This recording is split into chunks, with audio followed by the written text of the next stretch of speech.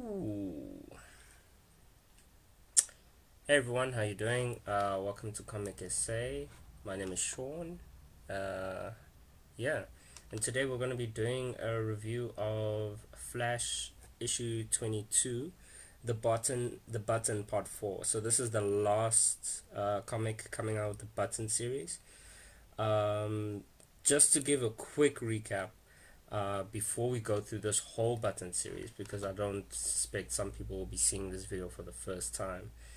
We are following currently, what we're following is like the basic theme of DC Rebirth, being that Dr. Manhattan and the Watchmen are entering the DC universe, and they've actually Dr. Manhattan, the main theory, but now has been confirmed by Jeff Johns, the writer of and like theorizer of DC Rebirth, that Dr. Manhattan has been messing around with the timeline, reality, people's memories in the DC universe. So we're talking from right across the board, from Superman, Batman, the Flash, Aquaman, everyone.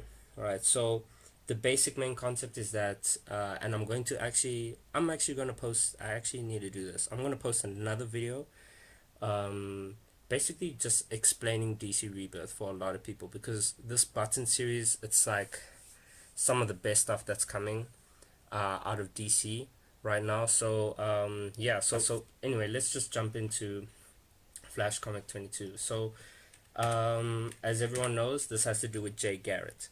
The return of Jay Garrett, which is awesome. Well, it's not really a return. You get to see him in a brief instance. Where we left off was Flash and Batman chasing after Reverse Flash Eobard Thawne. He had just this is before when we saw in the first part of this series, the Button, where we saw that Eobard Thawne had come.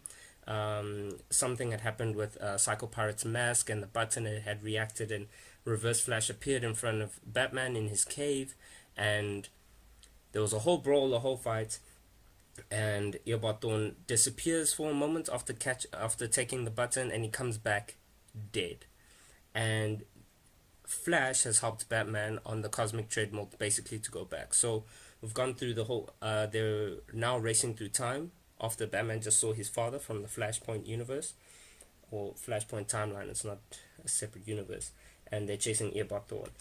What's awesome here about Eobard Thawne Reverse Flash, and why I like him a lot. I know in New 52 they were rebooting everything, but why this guy's so awesome? He's purely just an evil. He's just an evil guy. So as they're chasing after him, he's even busy contemplating that, like, to Barry, chatting to Barry. He's busy saying and taunting him, telling him, like, listen, I've messed up your whole life. I'll do it again. Maybe this time, like, I'll go back in time and become like your father, and then I'll raise you up as my son. So this is the type, like, he's just a messed up guy. And as they're racing after him, they can't, like, they're going through the time stream. This is very volatile. This is just a very volatile area that they're going through, and the cosmic treadmill basically starts to get messed up, starts breaking down and so on. And we see that Reverse Flash has now arrived in a place that it looks like a place, like, if I can say, like, between space and time. That's not an actual real place. And Reverse Flash is busy talking to this entity that has been messing up with the DC timeline. That's been messing up with the world and the timeline.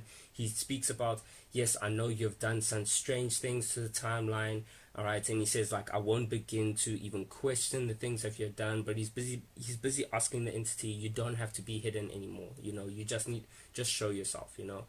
And he even goes ahead and starts bragging a bit, saying that I cannot be erased, by anyone. His existence is the only constant in a sea of possibilities that happens, and so on. And we've actually seen that, where Flash has actually tried to battle Reverse Flash by going back in time, and he just continues to appear. So, and this is what's so strange. Out of my reading, viewing, even from the Flash series, just reading of comics, just ever knowing this, I've never seen Reverse Flash ever scared, if I can say that. He's never been scared. He's very cocky a lot of the times, and he gets legit scared because this entity's presence starts to show itself, and he's like, oh crap. So he actually starts begging, like, I think the entity is actually speaking to him, and he's like, wait, hold on, I didn't understand, I didn't know, I don't want to die, please don't kill me, and it basically kills him. This blue flash of lightning or energy or fire, the one where we saw in the button part 1, had killed is basically killing Reverse Flash.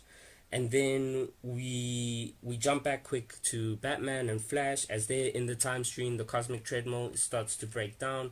There's a voice that's been constantly calling throughout this whole issue to the Flash. First, Flash just ignored it. Batman was even asking, what's that voice? That voice is calling you, Barry. And Flash is busy saying, no, listen, dude, we're running through multiple time streams, which they are. They're running through multiple universes and places in time. People will always be calling you, so you can get stuck in that time, actually. So just don't call and hold on to it. But Batman now refuses, since the cosmic treadmill is breaking down. He says, listen, I really do think you need to hold on to this voice that's been calling you. And the voice says, just call out my name. My name is Jay. And Flash does that. He calls out Jay, and yes, the final return of Jay Garritt. So I will explain this probably in a separate video about everything, who Jay Garritt was, where he fits in the timeline, and so on. I'll try get in depth with that, just for everyone who's new to the channel, new just to comics as I am, because I've only gotten a grasp of it end of last year, December. And Jay Garritt appears. He grabs onto both Flash and Batman, pushes them runs them through the time stream, pushes them back to their own time, back to the Batcave, exactly where they lived.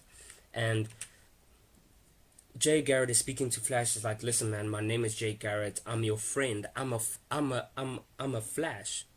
And Flash is like, I don't remember you. I don't know who you are. And he's just like, Barry, you need to remember me. Please just remember me, like you did Wally.